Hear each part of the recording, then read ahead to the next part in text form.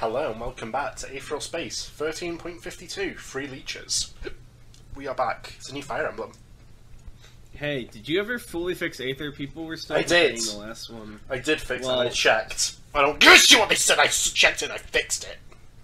Well, they said it wasn't fixed. Well, I'm saying otherwise because I checked You it. should confirm. I did. What? I've just said 3 times. I checked it. Damn it! I'm going to my second fucking phase now. In the Elden Ring tradition, I'm trying to think of a way to mutilate myself that makes me stronger. Cuts off pinky finger. No, this makes me the Elden Ring boss that's like hesitant to mutilate themselves. Wait, that's it? Like, no, this was important. Like, it was the pinky of Asmodee. He's like, forgive me, Lord Gromban, for destroying the pinky you gave me. He's like, you're supposed to tried cut your whole desperately arm to off. come up with law for it. No, but like the pinky is, it's really important. It's that's like, all if you read my item description, you'll know. It's like, okay, let me see the item description. Oh, you have to beat That's me the first. pinky I made a promise with Melania with, so... No, I know Melania. I'm pretty important too. It's like trying to talk yourself. Insecure field boss. Yeah. I have lore, guys. I do. I was like Melania's top guy. There no, are theories that I'm behind everything. That's really funny. We have to read though. Okay. We have to read. Lock in. Gretchen Hale let out a sigh of relief as she lowered her body into the bathtub, water splashing around her. Babysitting the supreme heir was tiring work. Free moments like these were rare. If anything, this was an especially free moment, though. While she was relaxing in the bath, a toy Musashi would be consumed by stress from his disastrous attack on the Tree of Might. Morgan Noct and the other interlopers would be dying at the hands of the Tree of Might's branches. And the tree? Oh, she'd save the tree for last. Oh, and the fell beast? Oh, she'd save the tree for last. She certainly hadn't forgotten what being killed felt like. She was still a distance from her goal, but so far the deal she'd made had already paid great dividends. It was a good opportunity she'd seized, someone who possessed power, the good sense to conserve it when necessary, and goals that accommodated her own. Bzzz, bzzz. Speak of the devil. Gretchen cracked an eye open and saw her script on the floor, slowly crawling as it vibrated. Could she really have no peace? She opens it like, I was fighting a boss in Elden Ring. She closed her eyes again. Answer call, she said. The buzzing stopped, replaced seconds later by a cold voice. On your hapgrass, said Dragon Hadrian. It's begun. That's how I open all my phone calls. I just say there we go, it's begun. Nice. Leaking information on Musashi's operation to Hadrian had been another good move. Even if Musashi wasn't on site, losing forces loyal to him would still be a blow, given his personality. Are you there? Hadrian asked when she didn't reply. I'm here, she said. Have your men managed to kill Noct yet? Logistically, he's much more competent than Musashi. Getting rid of him will be a victory. It's not as you described. She opened her eyes again, suddenly tense. What? It's not, Hadrian said, restrained anger binding his words. As you described. There are more Aether users than you advised. There are mercenaries working in tandem with them. You told me to expect a small team specializing in infiltration. For a second, Gretchen didn't know what to say. She just opened and closed her mouth like a stunned goldfish. Am I to understand you've provided faulty information to me? Hadrian asked dangerously. No, Gretchen insisted, sitting up, water splashing. That's not the case. If things are different from what I said, that's because I wasn't informed about them. If you weren't informed, doesn't that suggest a toy Musashi already considers you an enemy? No, Gretchen replied, but he doesn't consider me a friend. For a good, long moment, there was silence. Gretchen almost thought that Hadrian had hung up the call. Then, though, the difference is negligible. There's something else I wanted to talk to you about. Gretchen relaxed. What's that? Your condition for cooperating. It's got me curious. And the relaxation came to a swift end. Gretchen narrowed her eyes. Has it now? In exchange for cooperating with me and helping me become supreme, you want me to authorize the release of Balte Kojiro from Greyhound Asylum. Is that right? Eyes fixed on the distant script, Gretchen answered. It is. Why? Her hands tightened around the rim of the bathtub. He's a friend of a friend. Once he did a favor for me. I owe him. Right. Hadrian's tone suggested he didn't buy that in the slightest. You figured it out. But you say release. Greyhound isn't a prison, you know. It's a prison in all but name. I don't know if you're aware, Hadrian went on, but Balte Kojiro was already offered a discharge by the hospital staff last year. Her grip loosened. What? He refused. I just thought that was interesting. For a moment, Gretchen felt lost. Then she banished the sensation, replacing it with white-hot fury. If that's what they're telling people, she growled, then they're lying. They're full of shit. Balte has too much to do, too much to make happen. He wouldn't be wasting time sitting around in a shithole like that. By the time she was done, she was nearly standing up, wet hair clinging to her face and forming what was very nearly a complete blindfold. Slowly she lowered herself back down. She knew full well she'd said too much. You seem to know Balte Kojiro very well, for a friend of a friend, Hadrian commented. Gretchen said nothing. Back at the church, Hadrian continued, I saw that you knocked the air unconscious with some sort of armament you'd planted on her, right? Remote activation? That's supposed to be fairly advanced, from what I've been told. Gretchen shrugged. I've got a friend in the Maker Guild. I get reduced prices on things like that. There was someone in the Seven Blades who was an expert on aether armaments, wasn't there? Someone very close to Balte Kojiro. Her eyes narrowed. I wouldn't know. I'm not familiar. I think you are familiar, Hadrian said. But fine. I just wanted to make sure we understand each other. And what exactly is it you want me to do with this understanding? I won't be needing any more leaks from the Musashi camp, Hadrian replied casually. If he doesn't trust you to the point where you're receiving incomplete information, then there's no point. So the deal's off? Gretchen scowled. I wouldn't go that far. All I mean is sit tight for a while. There'll come a time when I need you. Until then, Sir Tight. Presumably sit tight. Do you think he's part of Boring Man's crew? Maybe. This is my right-hand man, Sir Tight. He's not Boring Man either. But he knows Finger him. tap. Yeah. Friend of Boring Man? You see a scene of him like holding the stick that Skipper wanted Dragon to make. Her finger tapped, tap, tap, tap, along the edge of the bathtub. And you'll keep your end of the bargain? And I'll keep my end of the bargain. The call ended without so much as a breath from Hadrian, leaving Gretchen in a silent room. The water had gone cold, but she leaned back anyway, and sighed once again. Her lips spread out into a thin smile. Yep, she'd been right. Nights like this were rare indeed. Jude Glear, commander of the S4, that's Shooting Star Security Solutions, Yeah. right? Jude Glear, commander of the S4's Azumha branch, cut down a warrior with a single swing of his sword. Things were going well. They'd managed to penetrate the underbelly of the Tree of Might's temple, and, as the majority of forces had been stationed on the roof, their infiltration was proceeding steadily. The other members of Jude's elite squad flanked him as he marched down the stone hallway, their plasma rifles trained and ready to fire. To tell the truth, though, Jude wasn't certain he needed their help against the rank-and-file. To put it simply, he cut quite the intimidating figure. A full-blooded pugnant, he was tall and gangly, with crimson hair cascading down and golden eyes glinting in the dark. With slit pupils like those of a reptile, he stared ahead, his footfalls thumping on the wooden floor below. Smooth black armor covered his unique frame all the way up to his chin, and in his hand he held a similarly ink-black sword. The only trace of true color he permitted his ensemble was a short and tattered red scarf, fluttering in the air behind him. He stepped over another corpse, cut down by a previous attack, and reached the door at the end of the hallway.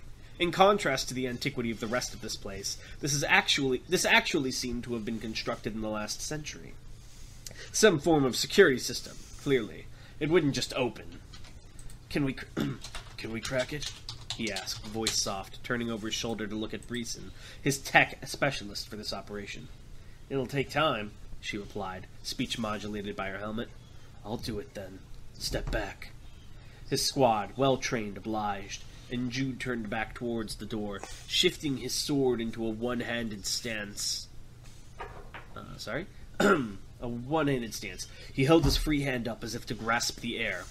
The house, he intoned, and 3 white dice of carved bone appeared floating over his palm. Kaiji? Kaiji Season 2?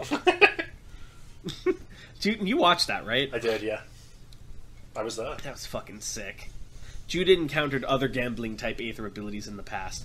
The former patriarch of the former Oliphant clan, for one, along with a gentleman he'd encountered in the UAP. Still, he enjoyed the simplicity and ease of use that the house provided. Roll, he commanded, and the dice began to spin, began to rotate, began to orbit each other like a solar system in miniature. 1 second, 2 seconds, 3. 3 was his lucky number. Stop! Immediately they halted, the faces of the dice snapping to face him. 2 1s and a 3, so he'd rolled a 5 in all. Not great, not terrible. It would suffice. Without preamble or ceremony, he swung his black sword at the metal door, and the sheer force released by the swing was enough to do 3 things all at once. First, it blew the door off its frame. Second, it sent air pressure billowing through the hallway. Third, it cut the man who'd been standing on the other side clean in half. Poor fellow. Jude sniffed as he saw the man collapse into 2 pieces, dying instantly. He hadn't even known there'd been anyone standing on the other side. It wouldn't have changed his actions, sure, but he still didn't relish it. Steam dripped up from the blade of Jude's sword as he continued to advance.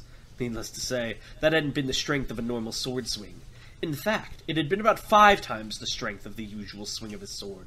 The simplicity and ease of use of the house. Yo! Another gambling multiplicative effect? Yeah. He can't stop stealing my swag, folks. After I mention Merc, you say I steal from him? Thank you for mentioning Merc, by the way. I noticed the nod. When Jude rolled the dice, his next attack would have its power multiplied by the result. On the rare occasions he rolled an 18, it could become quite tremendous. He usually just ended up re-rolling rather than having to deal with the collateral damage. A 10 was usually more than enough to deal with anything that lived, especially with his Aether Armament Mightier, possessing quite a bit of brute strength all by itself. Ah, so he's got stacks on stacks. Yeah, he's gay. I love him! Oh, this is appealing to my numbers autism. Still, if he rolled an 18 today, Jude certainly wouldn't be re-rolling. He had to take this contract as far as he could. He had to show Toy Musashi exactly what he could do. Because Jude Gallier had a future in mind. Even though the Supreme was, by nature, the strongest in the land, that didn't mean they could rule the supremacy all by themselves. For one, they just couldn't be everywhere at once. They required agents and enforcers, people to travel and enact their will. Renee the Raven had her unkindnesses, her secret police. Gale the Golden had his heroes of form as chivalrous paladins. Even Cadman the Indolent had his contenders. But before them, he'd had the Supreme Guard. Indeed, Jude would take this opportunity to show Toy Musashi exactly what he and his elites could do, and then he'd make the Supreme to be a very persuasive business offer. As a group of enemies, these much more fearsome than I'm sorry, I'm confused. Oh, as a group of enemies, these ones much more fearsome than the green hordes they had previously encountered, met them in the massive chamber beyond. Jude smirked. With a contemptuous hand, he tossed them a small slip of plastic. His card. Here, he said. You can leave that to your next of kin. What? Wait, how? They're about to die, right? It was just a cool line. Business card? Yeah. Tell them to hire us. As Xander Your Ring funeral is my commercial. That's amazing. That goes hard. As Xander Ring kneeled before the throne, he spoke for the 6th time in 10 minutes, and repeated himself for the 6th time in 10 minutes. Lord Hadrian, he said, shouldn't I be there? Hadrian looked down from his script, blue eyes cold and distant. There's no need for you to be there. But my men are fighting. The Tree of Might is fighting. As the first branch, where else should I be if not there? Hadrian slouched in his throne, laying the script down on the arm. A good warrior should know where his strength is needed. The battle at the temple is meaningless right now. It's a tactic to allow our enemy to think they have agency, to provide them false confidence so they're unprepared for the real fight. Us winning would be even more meaningless. Why waste strength on a victory that means nothing? Slowly, Xander nodded, his head still bowed. The words made sense. He couldn't deny their merit. And yet, something about them seemed so plastic. Do you understand, Xander? Hadrian asked. I do, Lord Hadrian, Xander replied, his voice nearly a whisper. I do. Then let's hear no more of this. Leave me. Xander obeyed, standing and striding out of the command room. The true headquarters that they'd taken were cold and ravaged by time, deep in the bowels of Azum-Ha. Their neighbors were tombs and mausoleums. Even the sky was distant. The closest things to stars here were the gleaming eyes of the rats that nested above. As the doors to the command room slammed shut behind him, Xander clenched his fists. He respected Lord Hadrian. He believed in the vision of victory that the Zero Branch had laid out before them. And yet, Servant as he was, Xander had his pride too. His father had left the Tree of Might to him without ever speaking a word of approval. He'd gladly handed that heavy burden to Lord Hadrian when it had become appropriate, and yet Xander had never felt that the rest of the Tree of Might had truly respected him. Even with the potential people said he had, he still seemed a shadow of his father. Even with the uncontrollable absolution that people said was a beast apocalyptic, he still possessed a certain weakness of character. How did absolution work again? So it basically seals away your other abilities and just inputs a resultant amount of energy into, like, base physical stats. Nice. And you get, like, wood armor too, so it looks cool. Hell yeah. Even with the ability that people said was unmatched in versatility, he still wasn't good enough. And yet, his heart made demands of him. Forgive me, Lord Hadrian. Xander Rain stepped forward and let the wind pluck him from the ground. Oh, he thinks he's strong. He is strong. Stand proud, Xander Rain. You are strong. I shall never forget you as long as I live. Musazi's last words to him. Samael saying to him. Samael and Brazo Zakos? Yeah. He's back? Plunder each Xander! I was Can waiting. I pull you from the sky? Did you think I would really thought that? It's like, when you put all those tranquilizers in me, that's just a few drops of drug in a big barrel of drugs.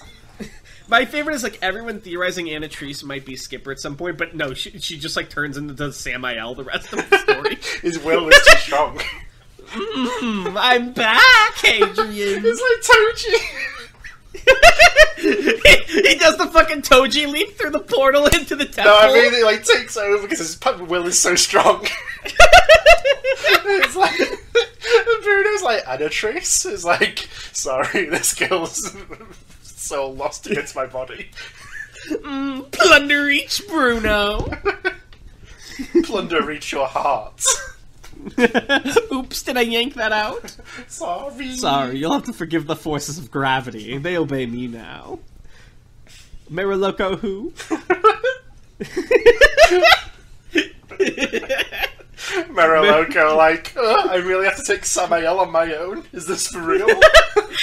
Guys! Who do you think I based my ability on? He's like Kusakabe against you. Yeah, fucking Abraham Oliphant and Mariloco cowering, like, please! It's like a newspaper comic. They're looking all scared, and Avaman's like off the side, like, "There's the real Supreme." Finally, God is back! God is back! He's like cries like, "This is peak." Avaman at the Drenal Rebellion's like, "This is peak." My God! All right, let me see if we have any questions. He's like sitting there like cinema. Where was I?